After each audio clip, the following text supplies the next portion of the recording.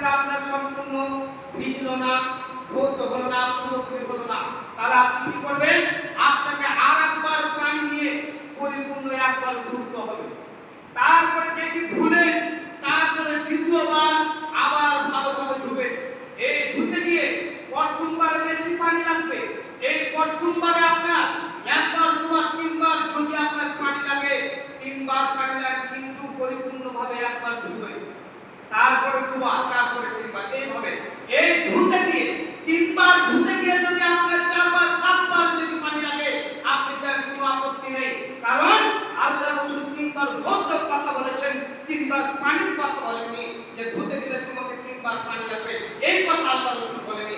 আল্লাহ রাসূল বলেছেন যে ধুতে গেলে আপনাকে যদি চারবার পানি লাগে, পাঁচবার লাগে, ধুতে হবে যদি বাবা তিনবার।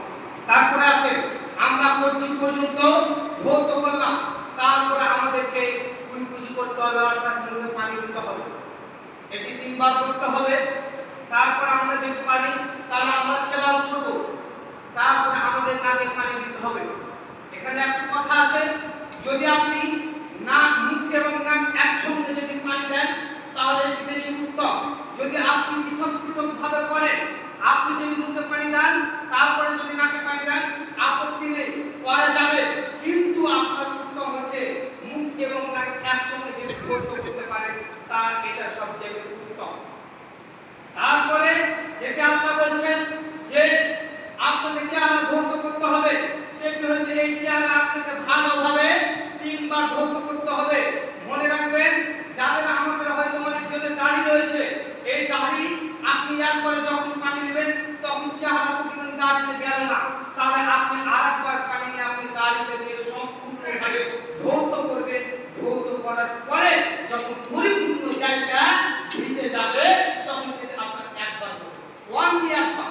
দুবার তিনবার যদি পানি নেন তাহলে আপনার একবার হবে, তারপরে ধোয়ার জায়গা আরেকবার ধুবেন, তারপরে এটা দ্বিতীয়বার ধোয়া হবে, ধোয়ার জায়গা আরেকবার ধুবেন, তৃতীয়বার ধোয়া হবে, তা আপনাকে পরিপূর্ণভাবে ধুতে হবে।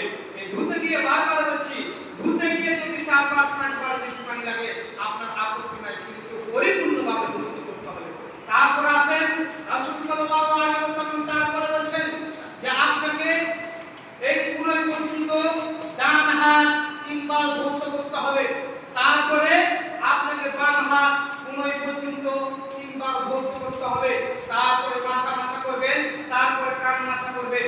এখানে একটি কথা থেকে যায়, মাথা মাসা আপনি কিভাবে করবেন? মাথা মাসা আপনাকে করতে হবে, এদিকে তাকান, লক্ষ্য রাখেন, আমার দিকে চেয়ে দেখেন, এইভাবে আপনি যেখানে আপনার চুল গজানো শুরু হয়েছে সেখান থেকে আপনি মাথা মাসা শুরু করবেন। শুরু করতে গিয়ে আপনার শেষ, যেখানে আপনার চুল গজানো শেষ হয়েছে সেখানে আপনি শেষ করবেন, তারপরে সেখান থেকে আবার শুরু করে যেখানে আপনি শুরু করেছিলেন সেখানে শেষ করবেন, তারপরে কান মাসা করবেন, তারপরে কান মাসা করবেন। তারপরে এখানে বলতে গেলে বলা যায় যে এখানে হানাফি ভাইরা আছে আমরা অনেকজন, যে আমরা শেষ আমরা ঘাটটাকে মাসা করি, আমরা ঘাটটাকে মাসা করি। তো আমি আর হাদিস ভাইদেরকে বলবো যে এই ঘাড় মাসা কেউ করবেন না, এই ঘাড় মাসা এটা কোনো হাদিস থেকে প্রমাণিত নয়। এই কাজটি যদি আমরা করি তাহলে আমাদের বেদাত হবে, হতে পারে আমাদের উজুটা নষ্ট হয়ে যেতে পারে, আর এই উজু নষ্ট হয়ে গেলে আমরা কি হবে না, আমাদের নামাজ হবে না। অতএব আমরা এই কাজটি করব। তারপরে আসুন, তারপরে আমাদের গিট পর্যন্ত, যেটা টাকলু পর্যন্ত আমরা টাকলু বলি, এই টাকলু পর্যন্ত আগে ডান পাটিকে তিনবার ভালোভাবে ধৌত করতে হবে। এই ধোয়ার সময় দেখবেন যেটা আমাদের গিট আছে, গিটের নিচে অনেক জনের শুকনো থেকে যায়, অতএব এই শুকনোটাকে লক্ষ্য রাখতে হবে, এই শুকনোটাকে লক্ষ্য রাখতে হবে যাতে শুকনো ঘাড় না থাকে। আল্লাহ রাসূল সাল্লাল্লাহু আলাইহি ওয়াসাল্লাম বলেছেন যে মান তাওয়াজ্জা উযু, আল্লাহ রাসূল বলেন যে ব্যক্তি উযু করলো তারপরে উযু আর ভালোভাবে উযু করতে হবে, যে ব্যক্তি ভালোভাবে উযু করবে তারপরে খারাজাত খাতায়াহু মিন জাসাদিহি, আল্লাহ রাসূল বলেন যে ব্যক্তি পরিপূর্ণভাবে সুন্দরভাবে উযু করলো সেই ব্যক্তির শরীর থেকে যাবতীয় সাগীরা গুনাহ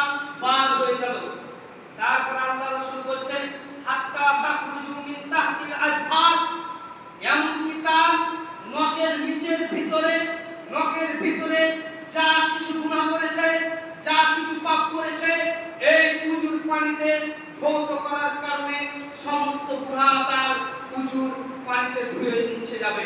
কত সুন্দর কথা। এবারে আসুন, আল্লাহ রাসূল বলছেন উজুর ফজিলত। এখানে একটি কথা বলে দিই, সেটি হচ্ছে ফরজ গোসল। যে এই ফরজ গোসল আমরা অনেকজন করতে জানি না। ফরজ গোসল কয়েকটি কারণে ফরজ হয়। ফরজ গোসল মানে যে আপনাকে এই ফরজ গোসল করতে গেলে এই আপনি যেমন নামাজ পড়বেন, এই নামাজ পড়তে গেলে যেমন ওযু করতে হবে, তেমনি আপনাকে ফরজ গোসলের জন্য এইভাবে ওযু করতে হবে। এই ফরজ গোসল হয় কয়েকটি কারণে, তার মধ্যে তিনটি কারণ দেখেন। এক নম্বর কারণ স্বপ্ন দোষ হচ্ছে। স্বপ্ন দোষ হলে নারী পুরুষের মধ্যে যদি স্বপ্ন দোষ হয় তাহলে এই ফরজ গোসল আপনার জন্য ফরজ হয়ে যায়। তারপরে যে মহিলা রয়েছেন, এই মহিলারা যখন মেন্স থেকে পবিত্র অর্জন করবে তখন তাদেরকে ফরজ গোসল করতে হবে, যেটা আমরা মাথা সাফের কথা বলি। তারপরে স্বামী স্ত্রী মিলামিশাতে এই ফরজ গোসল করতে হয়। এই ফরজ গোসলের কয়েকটি নিয়ম, তার মধ্যে প্রথম নিয়ম হচ্ছে যখন আপনি ফরজ গোসল করবেন তখন আপনি সর্বপ্রথম আগে হাত থেকে কবজি পর্যন্ত মাটি দিয়ে হোক সাবান দিয়ে হোক ধৌত করবেন। ধৌত করার পরে আপনি মাজা থেকে ধুয়ে ফেলবেন। তারপরে আপনার লজ্জাস্থানটিকে বাম হাতে সাবান দিয়ে হোক মাটি দিয়ে হোক ভালোভাবে পরিষ্কার করবেন। ভালোভাবে পরিষ্কার করে আবার পানি দিয়ে দিবেন। আবার পানি দিয়ে দেওয়ার পরে যেমনটি উযুর কথা বললাম সেম তেমনই ভাবে উযু করবেন। এই গোসল, এই ফরজ গোসলের উযুর নিয়ম আর এই নামাজের উযুর নিয়ম একটু আলাদা। সেটি হচ্ছে যে আপনি যখন ফরজ গোসল করবেন আপনি সমস্ত অঙ্গ প্রত্যঙ্গ উযু যেভাবে বললাম সেইভাবে আপনি ধৌত করবেন। শেষে শুধু আপনি পা ধুবেন না। কি করবেন না? পা ধৌত করবেন না। সেম আপনি এই ফরজ গোসলের উযু করলেন, উযু করার পরে আপনি কি করবেন? তারপরে আপনি গোসল করলেন। আপনি কিভাবে গোসল করলেন দেখার কোনো প্রয়োজন নেই। আপনি বাথরুমের ভিতরে আছেন, অ্যাটাচ বাথরুমের ভিতরে রয়েছেন, আপনি উলঙ্গ হয়ে গোসল করলেন, কিভাবে গোসল করলেন এটা আপনার দেখার কোনো প্রয়োজন নেই। আপনি যেভাবে গোসল করবেন আপনার উযু থাকবে। ভুল বুঝবেন না। যদি ভুল বুঝেন ঘরে গিয়ে আমাকে জিজ্ঞেস করে নেবেন। সমালোচনা কেউ করবেন না যে মৌলভী সাহেব বলছে উলঙ্গ অবস্থায় উযু থাকবে। আপনি আসবেন, আপনাকে বিস্তারিতভাবে আলোচনা করে দেব বা বিস্তারিতভাবে আপনাকে দেখিয়ে দেব। তো যাই হোক, আপনি উযু করলেন, তারপরে আপনার পরনে কাপড় থাকলো কি না থাকলো, কিভাবে গোসল করলেন না করলেন কোনো আপনার দেখার প্রয়োজন নেই। যখন আপনার পরিপূর্ণভাবে গোসল হয়ে গেল, গোসলখানা থেকে বার হলেন বা সেখান থেকে একটু হেঁটে গিয়ে পাটা ধৌত করলেন। পাটা ধৌত করবেন। তারপরে আপনি কি বলবেন? আশহাদু আল্লা ইলাহা ইল্লাল্লাহু ওয়াহদাহু লা শারীকা লাহু ওয়া আশহাদু আন্না মুহাম্মাদান আবদুহু ওয়া রাসূলুহু। তারপরে যে ফরজ গোসল করলেন, যে উযুটা করলেন, এই উযুতে নামাজও পড়বেন, কোনো আপত্তি নেই। এই উযুতে নামাজও হবে, কোনো অসুবিধা নাই। এবারে আসুন, যারা যেটি বললাম ফরজ গোসল, এই গোসলটা যারা জানেন না তারা সঠিকভাবে এইভাবে পালন করবেন, ইনশাআল্লাহ আর কোনোদিন ভুল হবে না। কিন্তু এই জিনিস যেগুলো বললাম মানার চেষ্টা করবেন। এবারে আসুন, যে আমরা উযু করছি, এই উযুর ফজিলত কতটা দেখেন। আল্লাহ রাসূল সাল্লাল্লাহু আলাইহি ওয়াসাল্লাম বলেন, যখন কোনো ব্যক্তি বিসমিল্লাহ বলে এই কবজি পর্যন্ত ধৌত করে, এই হাতে তার যা কিছু পাপ করেছে সাগীরা গুনাহ যা কিছু করেছে, এই হাত দিয়ে তার সমস্ত সাগীরা গুনাহ চলে যায়। তারপরে এমনকি তার নখের যা কিছু পাপ করেছে সমস্ত পাপ চলে যায়। তারপরে আল্লাহ রাসূল বলেন, যখন কুলকুচি করা হয়, যখন কুলকুচি করে কুল্লি করে, তখন এই মুখে যা কিছু পাপ করেছে এই পাপগুলো তার এই পানির শেষ বিন্দুর সঙ্গে সমস্ত পাপগুলো ঝরে যায়। যেমন ধরেন আপনি অজান্তে কাউকে গালি দিয়ে ফেললেন, অজান্তে কোনো অশ্লীল ভাষা বললেন, আরো কিছু পাপ করলেন, এই যে পাপ যদি আপনার সাগীরা গুনাহের মধ্যে পড়ে তাহলে এই গুনাহটি আপনার এই পানির সঙ্গে মুছে যাবে। এই পানির সঙ্গে মুছে যাবে। তারপর আল্লাহ রাসূল বলেন, কোন ব্যক্তি যখন নাকে পানি দিবে, এই নাকে যা কিছু পাপ করবে সমস্ত পাপ এই তার পানির সঙ্গে ধুয়ে মুছে যাবে। তারপরে যখন সে চেহারা ধৌত করবে তখন এই চেহারা দিয়ে তার সমস্ত পাপ ধুয়ে মুছে যাবে। তারপরে রাসূল সাল্লাল্লাহু আলাইহি ওয়াসাল্লাম বলেন, এই যখন হাত কোনই পর্যন্ত তিনবার ধৌত করবে, এই হাতে যা কিছু পাপ করেছে, এই কোনই পর্যন্ত যা কিছু পাপ করেছে সমস্ত পাপ ধুয়ে মুছে যাবে। এই ডান হাত বাম হাত সেম একই। তারপরে মাথা মোছা, তারপরে আপনার কান মোছা। রাসূল সাল্লাল্লাহু আলাইহি ওয়াসাল্লাম একটা হাদিসের মধ্যে বলেন, যখন সে চেহারা ধৌত করবে এই চোখের পাতার ভিতরে কিছু যদি পাপ রয়েছে এই পানির সঙ্গে সমস্ত পাপ বের হয়ে যাবে। তারপরে এইরকম সেম কেস। তারপরে মাথা মাসা করলে এই মাথাতে যা পাপ করে এই পাপ সব ধুয়ে মুছে যাবে। কানে যা কিছু পাপ করেছে এই কানের পাপ সব ধুয়ে মুছে যাবে। যেমন কানে আমরা কত অশ্লীল কথা শুনি, কত গালি শুনি, কত ইত্যাদি ইত্যাদি শুনি। এইগুলো যদি আপনার সাগিরার মধ্যে পড়ে, সাগিরা গুনার মধ্যে যদি পড়ে, তাহলে এইগুলো আপনার কি সব ধুয়ে মুছে যাবে। আপনি পবিত্র ব্যক্তি হয়ে যাবেন, গুনাহমুক্ত ব্যক্তি হয়ে যাবেন। তারপরে যখন আপনি পা ধুবেন, পা ধোয়ার পরে এই পায়ে আপনি কি পাপ করেছেন, এই পাপ করতে গিয়ে ধরেন আপনি কোন একটা পাপ করবেন, হেঁটে গেছেন, হেঁটে যান না, পাপ করতে গেলে হাঁটতে হয় না, এই হাঁটতে গিয়ে যা কিছু পাপ করেছেন যখন উযু করবেন, এই উযুর সময় এই যখন পা ধৌত করবেন, পা ধৌত সময় আপনার সব পাপ মাফ হয়ে যাবে। সুবহানাল্লাহ, কত সুন্দর উযুর ফজিলত। কিন্তু আমরা এই উযুর ফজিলত আমরা জানি না। আল্লাহ রাসূল বলেন যে ফাহসানাল উযু, আপনাকে উযু ভালোভাবে করতে হবে। রাসূল সাল্লাল্লাহু আলাইহি ওয়াসাল্লাম আরো বলেন, আন আবি মালিক আল-আশআরী রাদিয়াল্লাহু তাআলা আনহু قال قال رسول الله صلى الله عليه وسلم আত-তাহুরু শাতরুল ঈমান। আল্লাহ রাসূল সাল্লাল্লাহু আলাইহি ওয়াসাল্লাম বলেন, এই পরিষ্কার পরিচ্ছন্নতা হচ্ছে ঈমানের অর্ধেক অঙ্গ। অতএব এই পরিষ্কার পরিচ্ছন্ন আপনাকে থাকতে হবে। এমনকি মহান আল্লাহ রাব্বুল আলামিন তার পবিত্র কোরআন মাজিদের মধ্যে বলেন, লা ইউমাসসাহু ইল্লাল মুতাত্তাহিরিন। আল্লাহ রাব্বুল আলামিন বলেন যে পরিষ্কার পরিচ্ছন্ন ছাড়া কোরআন ছোঁয়া যাবে না। কোরআন ছুঁতে হবে আপনাকে পরিষ্কার, অর্থাৎ পবিত্র অবস্থায়। আপনাকে অপবিত্র অবস্থায় কোরআন ছোঁয়া যাবে না।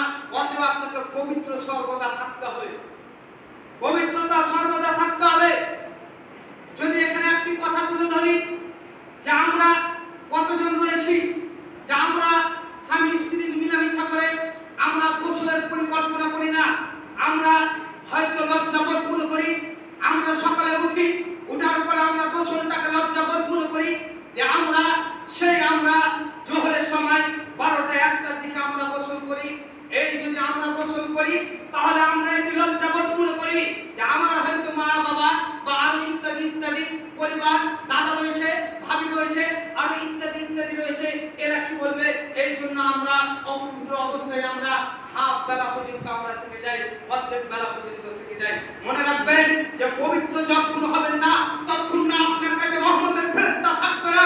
অতএব আপনি পবিত্রতা অর্জন করবেন খুবই শীঘ্রই আপনাকে পবিত্রতা অর্জন করতে হবে।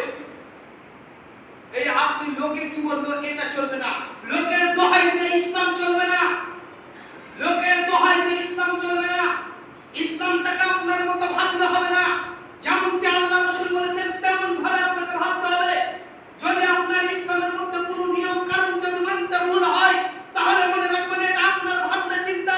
অতএব এটা আপনার ভাবনা চিন্তা দিয়ে ইসলাম পালন চলবে না, ইসলাম চলবে না। অতএব ইসলামে যেটি কথা বলেছেন সেইভাবে আপনাকে চলতে হবে। তারপরে আসেন রাসূল সাল্লাল্লাহু আলাইহি ওয়াসাল্লাম আরো বলেছেন উযুর কথা। এই পবিত্র কথা রাসূল সাল্লাল্লাহু আলাইহি ওয়াসাল্লাম আরো বলেছেন। রাসূল সাল্লাল্লাহু আলাইহি ওয়াসাল্লাম বলেছেন, আন আবি হুরায়রা রাদিয়াল্লাহু তাআলা আনহু قال رسول الله صلى الله عليه وسلم ان امتي يدعون يوم القيامه। আল্লাহ রাসূল বলেন কিয়ামতের দিন আমার উম্মতদেরকে ডাকানো হবে। কিয়ামতের দিন আমার উম্মতকে ডাকবে, তাদেরকে জান্নাতের দিকে ডাকানো হবে তাদের উযুর বিশেষ চিহ্ন দেখে। এখানে আমরা কি বুঝলাম? আল্লাহ রাসূল বলেন যে কিয়ামতের দিন আমার উম্মতদেরকে ডাকবেন, সে কিভাবে? উযুর চিহ্ন দেখে। এই উযুর চিহ্ন দেখে দিকে ডাকবেন, আল্লাহ রাব্বুল আলামিন তাদেরকে জান্নাতের দিকে ডাকবেন। কি কারণে? যে আমরা উযু করেছি। এই উযু করলে কতটা লাভ দেখেন। আমরা উযু করব, উযু করার পরে কিয়ামতের দিন এই যেগুলো আমরা উযুতে ভিজেছি এইগুলো কিয়ামতের দিন নূরের মতো চমকাতে থাকবে। এক সাহাবা আল্লাহ রাসূলকে বলছেন, ইয়া আল্লাহ রাসূল, এত উম্মত রয়েছে, নূহ আলাইহিস সালাম থেকে নিয়ে আপনার উম্মত পর্যন্ত অসংখ্য অগণিত উম্মত রয়েছে, অতএব এই উম্মতদেরকে আপনি কি করে চিনতে পারবেন? তখন আল্লাহ রাসূল সাল্লাল্লাহু আলাইহি ওয়াসাল্লাম বলেন, তাদের উযুর অঙ্গ দেখে। কারণ যে কিয়ামতের দিন যে আমার উম্মতের একটা বিশিষ্ট থাকবে, সেটি হচ্ছে যে আমার উম্মতেরা নামাজের জন্য উযু করেছে, আর এই উযুর অঙ্গ প্রত্যঙ্গ নূরের মতো চমকাতে থাকবে, সাদা ধবধবা হয়ে থাকবে। আমি চিনে নেব এটি আমার উম্মত, এটি আমার উম্মত, আমি চিনে নেব।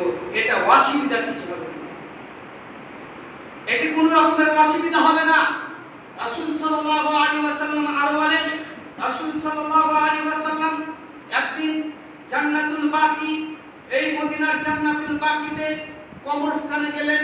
তারপর রাসূল সাল্লাল্লাহু আলাইহি ওয়াসাল্লাম বলছেন, রাসূল সাল্লাল্লাহু আলাইহি ওয়াসাল্লাম বলছেন, আসসালামু আলাইকুম দারা কওমিন মুমিনিন ওয়া ইন্না ইনশাআল্লাহু বিকুম লা লাহিকুন।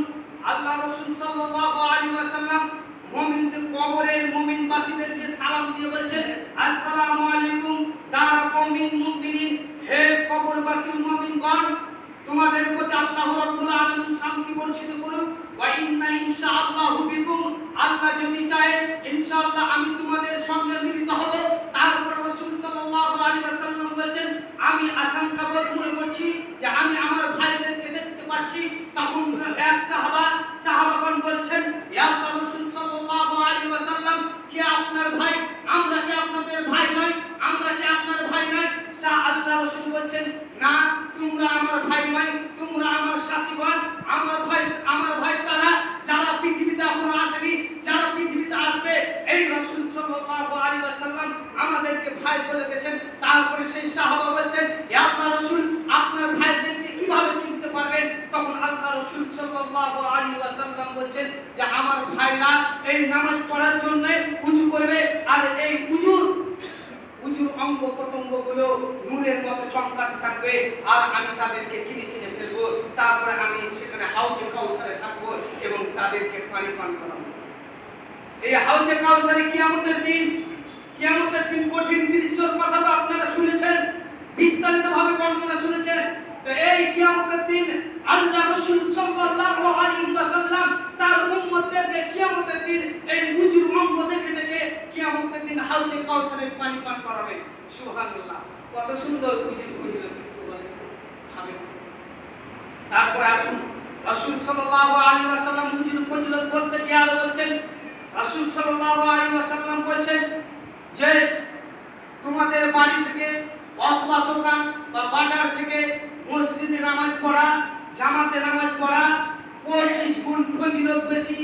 আর এটা তখনই হবে, মাথায় ভালো করে বলবেন কথাগুলো, যে আল্লাহ রাসূল বলেন বাড়িতে নামাজ পড়া, দোকানে নামাজ পড়া বা বাজারে নামাজ পড়ার চাইতে উত্তম নামাজ হচ্ছে জামাতের সঙ্গে নামাজ পড়া। তো এই নামাজ জামাতের সঙ্গে যদি পড়ে তাহলে 25 গুণ নেকি পাওয়া যাবে। ধরেন আপনি বাড়িতে একাই নামাজ পড়ছেন, তো এই নামাজে যদি 1 টাকা নেকি পান, এই জামাতে মসজিদে এসে যদি জামাতে নামাজ পড়েন 25 টাকার মতো নেকি পাবেন। এটা আপনাকে সাপোজ বুঝালাম। তো আল্লাহ রাসূল বলেন 25 গুণ ফজিলত বেশি। আর এটা তখনই হবে যখন সেই ব্যক্তি বাড়িতে ভালোভাবে উযু করে আসবে, আসার পরে সেই ব্যক্তি তার লক্ষ্য উদ্দেশ্য থাকবে যে আমি বাড়ি থেকে বার হলাম, তারপরে মসজিদে ঢুকবো এবং মসজিদে নামাজ পড়বো। যতক্ষণ নামাজ পড়বো কাউকে অসুবিধা করবো না। আল্লাহ রাসূল এখানে দুটি ফজিলতের কথা বললেন। একটি ফজিলত হচ্ছে সেই ব্যক্তি যতক্ষণ বাড়ি থেকে হাঁটবে, মসজিদ ঢুকবে, যতটা পা ফেলবে ততটা তার পায়ে একটি করে নেকি বৃদ্ধি করা হবে এবং একটি করে গুনাহ মোচন করে দেওয়া হবে, একটি করে গুনাহ মাফ করা হবে, আর একটি করে নেকি বৃদ্ধি করা হবে। যত পা আপনারা হেঁটে হেঁটে আসবো, আমরা যত পা হেঁটে হেঁটে আসবো এই মসজিদে, তত পা আমাদের কি করা হবে, যে আমাদের একটি করে নেকিকে বৃদ্ধি করা হবে আর একটি করে গুনাহকে maaf করা হবে। তারপর রাসূল সাল্লাল্লাহু আলাইহি ওয়াসাল্লাম বলেন, সেই ব্যক্তি যখন নামাজ পড়বে, নামাজ পড়ার সময় সেই ব্যক্তি যদি কোনো অসুবিধা কাউকে না করে, উযু যদি নষ্ট না হয়, তাহলে তার জন্য ফেরেশতা দোয়া করতে থাকবে। ফেরেশতা দোয়া করবে, আল্লাহুম্মা সাল্লি আলাইহি, আল্লাহুম্মা রহমহু, আল্লাহুম্মা ফির লাহু, আল্লাহুম্মা তুব আলাইহি। ফেরেশতারা তার জন্য দোয়া করতে থাকবে, যে আল্লাহ তার প্রতি অনুগ্রহ করো, তার প্রতি রহম করো, আর তার তওবা maaf করো, তাকে আল্লাহ তুমি তার গুনাহকে maaf করো। তারপরে আল্লাহুম্মা তুব আলাইহি, হে আল্লাহ তুমি তার তওবা কবুল করো, হে আল্লাহ তুমি তার তওবা কবুল করো। এটা কে বলবে? ফেরেশতা বলবে। কার জন্য বলবে? যে ব্যক্তি নামাজ পড়ছে কতক্ষণ পর্যন্ত বলবে? সেই রাসূল সাল্লাল্লাহু আলাইহি ওয়াসাল্লাম বলেন, যে ব্যক্তি নামাজ পড়বে, নামাজ পড়ার পরে সালাম ফিরবে, সালাম ফেরার পরে সেই ব্যক্তি এখানে যতক্ষণ বসে থাকবে এবং উযু যদি নষ্ট না হয়, সেই ব্যক্তি যদি সারা দিন যদি বসে থাকে, সেই ব্যক্তি যদি এই দোয়া করতে করতে যদি উযু না নষ্ট হয়ে যদি ঘুমিয়ে থাকে, তাহলে সেই ব্যক্তির জন্য এই ফেরেশতা দোয়া করতে থাকে। তাহলে চিন্তা করেছেন, অনুভব করতে হবে, শুধু কানে শুনে চলে গেলে হবে না, মানার চেষ্টা করতে হবে। কতজন আমরা রয়েছি যে আমরা শুধু জামাতের সময় আছি, নামাজ পড়া ফাটাম করে উঠে চলে যায়, আমরা ফজিলতের কথা বুঝি না। রাসূল সাল্লাল্লাহু আলাইহি ওয়াসাল্লাম বলেছেন, যে ব্যক্তি ওযু করলো, ওযু করার পরে এই দোয়াটি বলল যে আশহাদু আল্লা ইলাহা ইল্লাল্লাহু ওয়াহদাহু লা শারীকা লাহু ওয়া আশহাদু আন্না মুহাম্মাদান আবদুহু ওয়া রাসূলুহু। যে ব্যক্তি এই কথা বলল যে আমি সাক্ষ্য দিচ্ছি যে আল্লাহ ছাড়া কোনো ইলাহ নেই, তার সঙ্গে কাউকে শরীক করা হবে না, শরীক করা যাবে না। তারপর আমি আরো সাক্ষ্য দিচ্ছি ওয়া আন্না মুহাম্মাদান আবদুহু ওয়া রাসূলুহু, আমি আরো সাক্ষ্য দিচ্ছি যে মুহাম্মদ সাল্লাল্লাহু আলাইহি ওয়াসাল্লাম আল্লাহর বান্দা ও রাসূল। এই ব্যক্তি যখন ওযু করার পরে এই দোয়াটি বলে দিল, তখন আসমানে 8টি দরজা খুলে দেওয়া হলো, তারপর রাসূল সাল্লাল্লাহু আলাইহি ওয়াসাল্লাম বলেন, এই ওযু করা ব্যক্তি সে যদি চায় জান্নাতের যে কোনো দরজায় সে প্রবেশ করতে পারে। জান্নাতের যে কোনো দরজায় আমরা প্রবেশ করতে পারি। তাহলে কত ফজিলত! যে ব্যক্তি ওযু করার পরে এই দোয়াটি বলবে, জান্নাতের 8টি দরজা, আসমানে 8টি দরজা খুলে দেওয়া হবে। এই জান্নাতের 8টি দরজা খুলে দেওয়া হবে, তারপর আপনি যে কোনো দরজায় প্রবেশ করতে পারেন। কিন্তু ধরতে গেলে আমরা অনেকজনের মুখস্থ নাই দোয়া, এই দোয়াটি অনেকজনের মুখস্থ নাই। তারপরে তাকে যদি জিজ্ঞাসা করি, ভাই বাচ্চি আপনি কতদিন ধরে নামাজ পড়ছেন? এই বলবি আমি প্রায় 40 বছর ধরে, 45 বছর আমি এতদিন ধরে নামাজ পড়ছি। ওযু করার শেষে দোয়া কি আমরা এইভাবে নামাজ পড়ছি, দোয়া ধরুন কিছুই বুঝি না। তা আমাদেরকে জানতে হবে। তো যাই হোক, ওযুর ফজিলত আরো রয়েছে। বেলালের কথা তো আমি বলতেই না, সময় শেষ, বলতেই পারলাম না। যে এই বেলাল রাদিয়াল্লাহু তাআলা আনহু, তিনি আল্লাহ রাসূল সাল্লাল্লাহু আলাইহি ওয়াসাল্লামের আগে আগে জান্নাতে যাচ্ছেন। কেন জান্নাতে যাচ্ছে জানেন? যে বেলালকে আল্লাহ রাসূল ডাকলেন, ডাকার পর আল্লাহ রাসূল বলেন, হে বেলাল তুমি এমন কি আমল করো যে আমলে তুমি আমার আগে আগে জান্নাতে যাও? যখনই আমি তোমাকে দেখি তখনই তুমি আমার জান্নাতের আগে আগে চলে যাও। আমি তোমার জান্নাতে জুতার শব্দ শুনতে পাই, পায়ের জুতার কানের শব্দ শুনতে পাই। তখন আল্লাহ রাসূল বলেন, আল্লাহ রাসূল আমি তো তেমন বেশি কিছু আমল করি না, আমার যখনই ওযু নষ্ট হয়ে যায় তখনই ওযু করে দিই, আর ওযু করার পরে 2 রাকাত আমি নামাজ পড়ি। বুঝতে পারলেন? এই ফজিলতের জন্য এই ওযু অর্থাৎ সর্বসময় সর্বদা হযরত বেলাল রাদিয়াল্লাহু তাআলা আনহু সর্বদা পবিত্র থাকতেন। আর একটু আগে আমি কি বললাম যে আমাদের পরিবারের লজ্জার জন্য আমরা ফরজ গোসল করতে আমরা দ্বিধাবোধ মনে করি, আমরা হাত বলে আমরা 12টা পর্যন্ত আমরা অপবিত্র অবস্থায় থেকে কিছুই মনে করি না। মনে রাখবেন, পবিত্র কঠিন, যখন পবিত্র থাকবেন না রহমতের কাছে আপনার কাছে। অতএব আমি আর বক্তব্য বাড়াচ্ছি না, এখান থেকে আমি আমার বক্তব্য করছি। যেটা আমার পরিশেষে বলার কথা সেটা হচ্ছে, আমরা সকালে উযু